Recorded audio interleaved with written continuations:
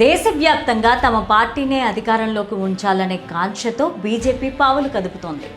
అధికారంలో భాగంగానే బీహార్లో నితీష్ కుమార్ని సీఎంగా తప్పించి ఆ పదవిని బీజేపీ దక్కించుకోవాలని ప్రయత్నాలు చేస్తోంది. మరి అదే పని ఏపీలోనూ చేయగలదా? సీఎం చంద్రబాబు నాయుడిని కాదని ఏపీలో బీజేపీ అధికారంలోకి రాగలదా? రాబోయే ఎన్నికల్లో దక్షిణాది రాష్ట్రాల్లో బీజేపీ వ్యూహం ఎలా ఉంటుంది చూద్దాం. ఉత్తరాది రాష్ట్రాల్లో మొదటి నుంచి కూడా బీజేపీ బలంగా ఉన్నప్పటికీ దక్షిణాది రాష్ట్రాల్లో మాత్రం ఆ ఫలితాలు రావడం లేదు. బలంగా లేని రాష్ట్రాల్లో ప్రాంతీయ పార్టీలతో చేతులు కలిపి మెల్లమెల్లగా ఎదిగి ఆ రాష్ట్రంలో అధికారంలోకి వచ్చేందుకు ప్రయత్నాలు చేస్తోంది. అలానే మహారాష్ట్రలో బీజేపీ ప్రస్తుతం అధికారంలోకి వచ్చింది. ప్రస్తుతం బీహార్ సీఎంగా నితీష్ కుమార్ను తప్పించి అధికారం దక్కించుకోవాలని భావిస్తోంది. నితీష్ కుమార్కు రాజ్యసభ సీటు ఆఫర్ చేస్తూ సీఎం సీటులో బీజేపీ కూర్చోవాలని చూస్తోంది.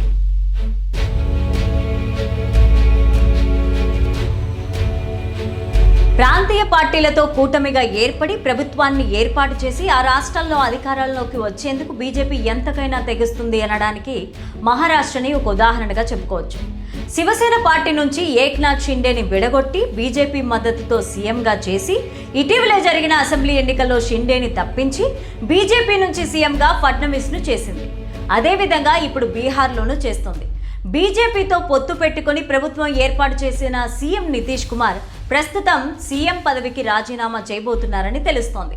బీజేపీ పన్నాగంలోని భాగమేనని ఇదంతా జరుగుతున్నట్లు రాజకీయ విశ్లేషకులు చెప్తున్నారు. ఇక దక్షిణాది రాష్ట్రాల్లో ప్రస్తుతం ఏపీలో టీడీపీ జనసేన కలయికలో బీజేపీ ప్రభుత్వాన్ని ఏర్పాటు చేసింది. ఏపీలో గ్రామీణ ఓటు బ్యాంకు లేని బీజేపీ అనూహ్యంగా అసెంబ్లీ ఎన్నికల్లో 8 సీట్లు గెలుచుకుంది. మహారాష్ట్ర, బీహార్లో చేసినట్లుగానే ఇప్పుడు ఏపీలోనూ చేస్తుందా అనే ప్రశ్నలు ఉత్పన్నమవుతున్నాయి. అయితే మిగతా రాష్ట్రాల్లో బీజేపీ ప్లాన్స్ వర్కౌట్స్ అయినట్లు ఏపీలో కావని అంటున్నారు విశ్లేషకులు. ఎందుకంటే ఏపీలో బీజేపీ పార్టీకి ఇప్పటికీ ఆశించినంత ఓటు బ్యాంకు లేదు కాబట్టి.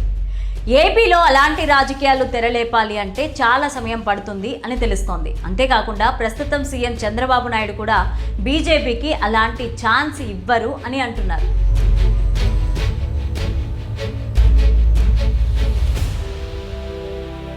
జమ్మూ కాశ్మీర్, హర్యానా, పశ్చిమ బెంగాల్లో మొదట ఆయా ప్రాంతీయ పార్టీలతో పొత్తు పెట్టుకొని ప్రస్తుతం ఆ పార్టీలతోనే సమానంగా సీట్లు సాధించే స్థాయికి బీజేపీ ఎదిగింది.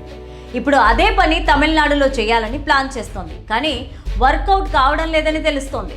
తెలంగాణలో బీజేపీ మొదటి నుంచి కాస్త బలంగానే కనిపిస్తోంది. తెలంగాణలో జరిగిన అసెంబ్లీ ఎన్నికల్లో 8 సీట్లు, ఎంపీ ఎన్నికల్లో 8 సీట్లు సాధించింది. దక్షిణాది రాష్ట్రాల్లో బీజేపీకి ఎక్కువగా తెలంగాణ వైపు ఫోకస్ ఉంది.